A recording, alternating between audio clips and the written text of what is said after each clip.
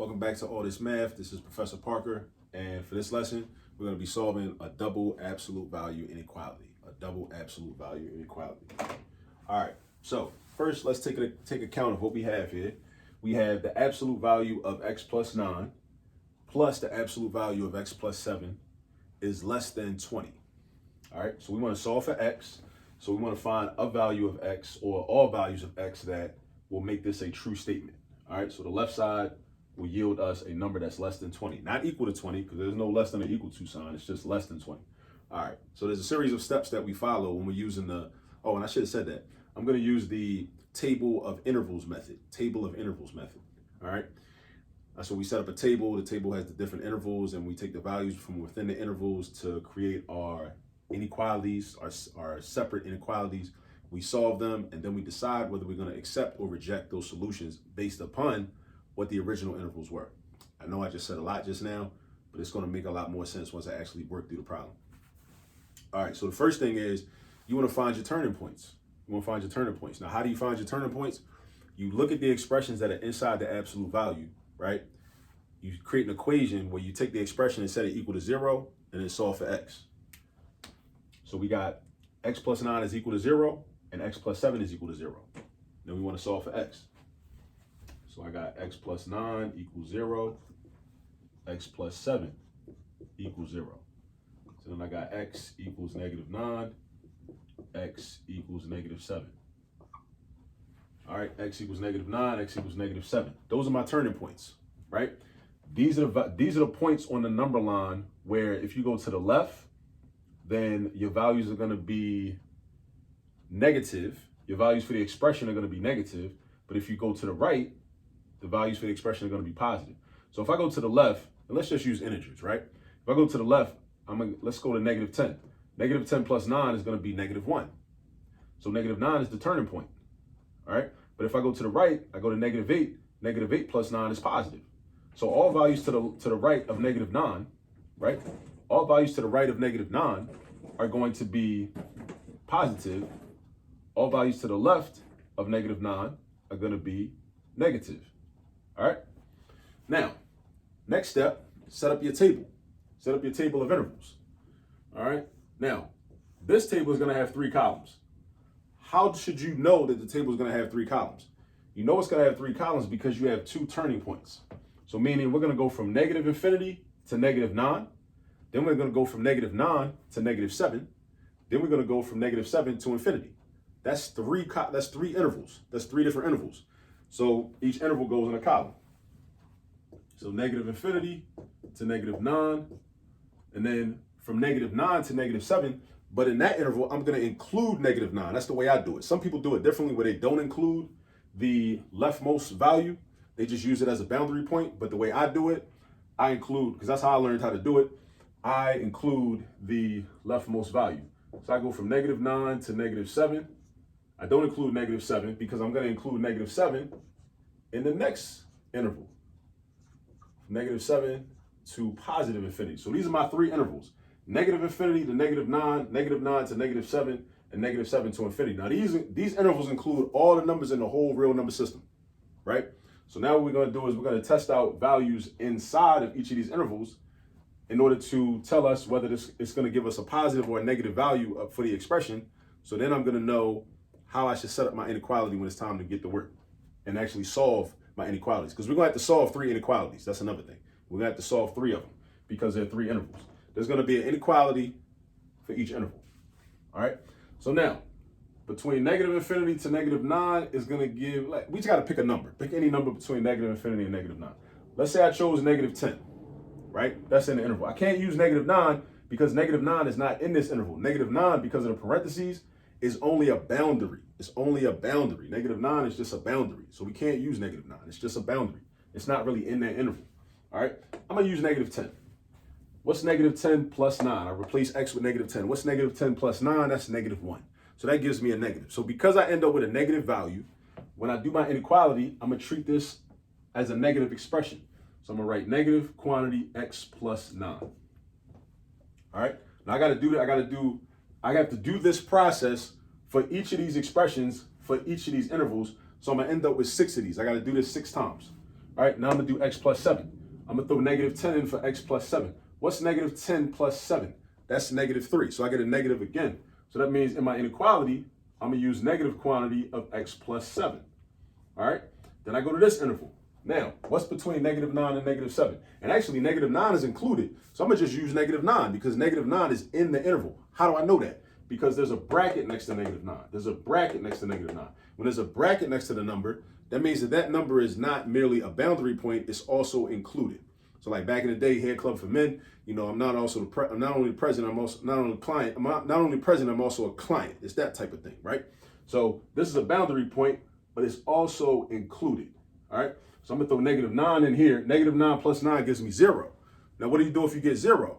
0, you treat that, if you get a 0, you treat that just like ending up with a positive, because 0 is a non-negative, just like the positive numbers are non-negatives. So it's really only two categories. You either get a negative or a non-negative. And of course, within the non-negative family, you got 0 and the positives, because 0 is not negative and the positives aren't negative. So you got negative and non-negative. All right. So negative 9 plus 9 is 0. So when that happens, you treat it like I said, you treat it like a positive. So that means we're just going to use x plus 9. Then do negative 9 into this. Negative 9 plus 7 is going to give me negative 2. So that gives me a negative. So I'm going to have negative quantity x plus 7, just like I had here. So you got the same thing here and here. Then I go to the next interval, from negative 7 to infinity. I'm going to try to keep it easy. I'm going to, matter of fact, I could just use negative 7. Let's just use negative 7. All right. A lot of times I like to use 0, but it don't necessarily make it easier, because I know what negative 7 plus 9 is. I can do the simple arithmetic with negative numbers. That's not a problem. So negative 7 plus 9 is going to be positive 2. So we got a positive or a non-negative. So that means that we're going to use x plus 9 just as is. All right. And then we got negative 7 plus 7 in this one. We get 0, which is also a non-negative. So we're going to keep it just as is with x plus 7. So then I take this information, I take these two expressions, and I create my inequality. Then I'm going to take these two expressions, and I'm going to create another inequality. Then I'm going to take these two expressions, and I'm going to create another inequality. And I'm going to solve all three of them. Once I solve them, then I'm going to ask the question, okay, this solution, do I accept this solution or do I reject it? And how do I know? I know by whether or not that solution coincides with the interval that we had. All right. So I got to accept or reject the solution I get based on whether it's inside the interval, right? That inequality is based on. So let's write our first inequality, which is going to be negative quantity x plus 9 plus negative quantity x plus 7 is less than 20. Let's write that first and then solve for x. All right. So let's call that A, negative quantity x plus 9 plus negative quantity x plus 7 is less than 20. All right. So now I'm going to distribute the negative 1. Distribute the negative 1 to the x plus 9. That's going to become negative x. That's going to be minus 9. Then I'm going to do plus. Then I'm going to have negative x minus 7 is less than 20. And then I'm going to have negative x minus 9 minus x minus 7 is less than 20. And then I'm going to have negative x minus x. I combine like terms, right? Because they're on the same side of the inequality. So I combine like terms. Negative x minus x is going to be negative 2x. And then negative 9 minus 7 is going to be minus 16.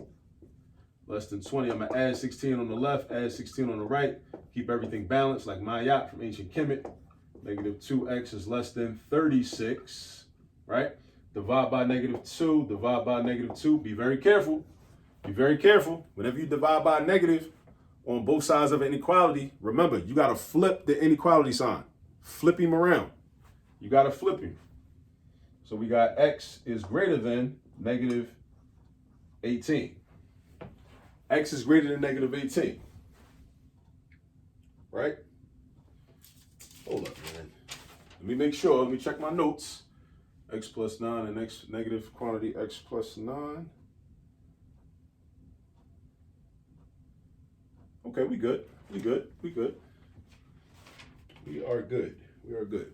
All right, so now, this says that x is greater than negative 18. But what does this interval say? This interval goes from negative infinity to negative 9. So where are the values that are, so this is good partially. This is partially good because if x is greater than negative infinity, then that means that x and within this interval, it goes from negative 18 to negative 9. Negative 18 to negative 9, right? Because this interval includes every number that's less than negative 9, right?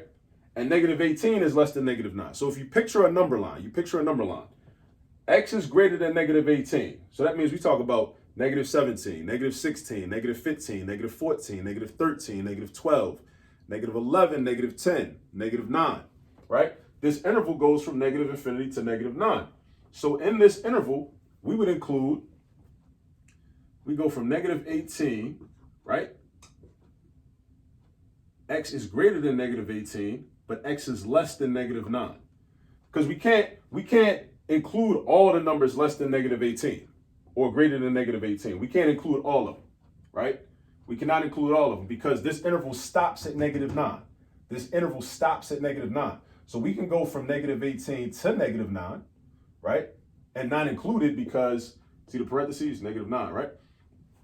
So this is x is greater than negative 18. So all the values between negative 18 and negative 9 are good, will be solutions, right? And if you want to check it, you can check it, right? Let's pick negative 10. Let's pick negative 10. Negative 10 plus 9, negative 1. Absolute value of 1 is 1. Write the 1 right there. Negative 10 plus 7 is negative 3. Absolute value of 3 is 3. 1 plus 3 is 4. 4 is less than 20. So if it's good for one value in the interval, right, in this case, then it's going to be good for all the values in the interval. All right? Now, we're going to write up an inequality for the second interval. So I got b, and I got x plus 9 plus the quantity negative x plus 7 is less than 20. So now I got x plus 9, and then I'm going to have negative x minus 7 is less than 20. So we got x plus 9, and then negative x, and then negative 7, less than 20. Combine the x's, you got 2x. Combine 9 and negative 7, that's going to be 2, less than 20. Subtract 2 on both sides. 2x is less than 18. Divide both sides by 2. X is less than 9. All right, so now x is less than 9. Now, does that fit into this interval? No, it does not. It does not. Well, actually, no, that's not true. That's not true. It does. It does. If x is less than 9, all the values between negative 9 and negative 7 are valid. Because all the values between negative 9 and negative 7 are less than 9. They are less than positive 9. Let me just make sure my math is right, though. X plus 9 plus the quantity negative x plus 7, which is what we got right there. That's negative x, that's negative 7. X, see, messing up. This is not x plus x. This is x minus x. Mistake. That's why it's always good to check your work. It's always good to check your work. X and negative x cancel out. 9 minus 7 is 2. 2 is less than 20. Now, this is a true statement, right? So because this is a true statement, that means that there's an infinite number of solutions. So that means that all the solutions in here are good because this is a true statement. Because the variables are gone and you're left with a true statement. 2 is less than 20. So whenever your variables disappear, basically, and you're left with a true statement, that means that you can accept all of the values in that interval. Remember that. You can accept all the values within that interval. If your variables go away and you're left with a true statement. Now, if your variables go away and you're left with a false statement, that means you automatically reject all the values within that interval. So false, reject, true, accept. False, reject, true, accept. All right.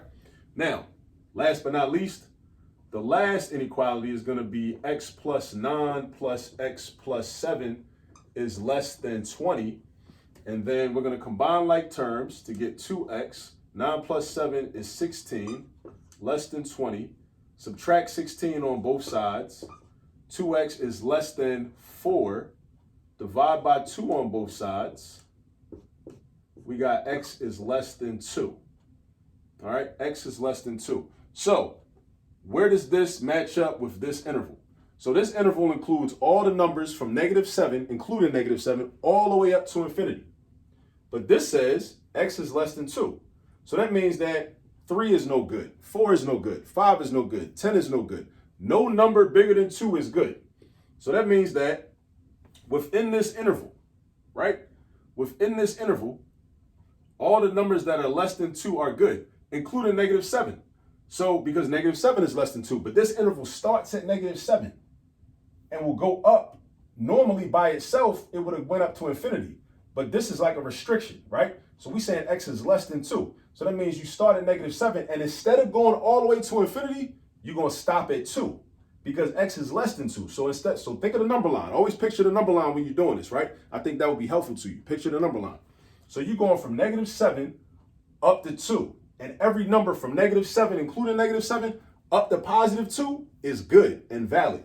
So that means the way we write it in standard notation or set builder notation, some people call it, is we do this. We say -7 is less than or equal to, because -7 is included because of the bracket, all right? So it's less than or equal to x, which is less than 2.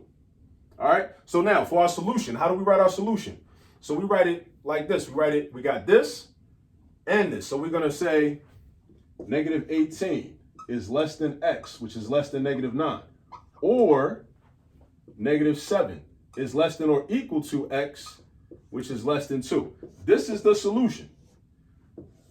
These two regions on the number line. So any number greater than -18 but less than -9 is going to make this true. Any number from -7, including -7, all the way up to 2, right, but less than 2, is also going to make this true. All right? Let's think about this. Let's say we pick 0, a number from this region, right, or this space. 0 plus 9 is 9. 0 plus 7 is 7. Absolute value of 9 is 9. 7 is 7. 9 plus 7 is 16. 16 is less than 20.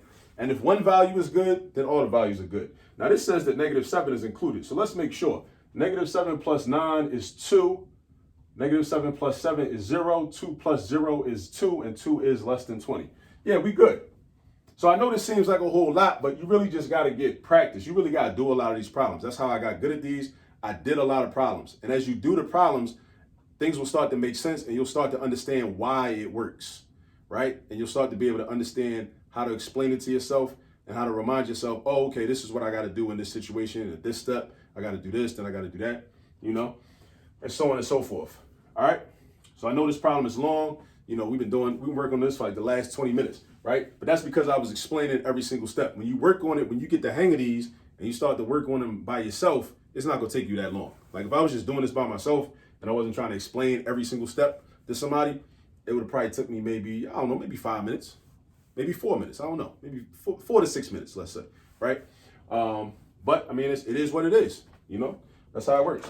So again, use this video as a guide for how to solve double absolute value inequalities and go get some practice. Ask your teacher for practice, ask your professor for practice, or go online and just look up double absolute value inequalities worksheets and get some practice on your own and just go in. Just go in because you want to develop proficiency and then mastery, all right? But that takes practice. It's not enough just to watch this video. That's not enough. You got to actually do it, right? You got to roll up your sleeves, get your hands dirty, make some mistakes, you know, like I did. I made a mistake on here. I showed you, right? I made a mistake. See, I had to erase right here because I did something wrong, right? It happens. It happens to the best of us, right? You got to make the mistakes and you got to then bounce back and then keep it pushing. All right, so you go get some practice and I'll catch up with you on the next video. Peace.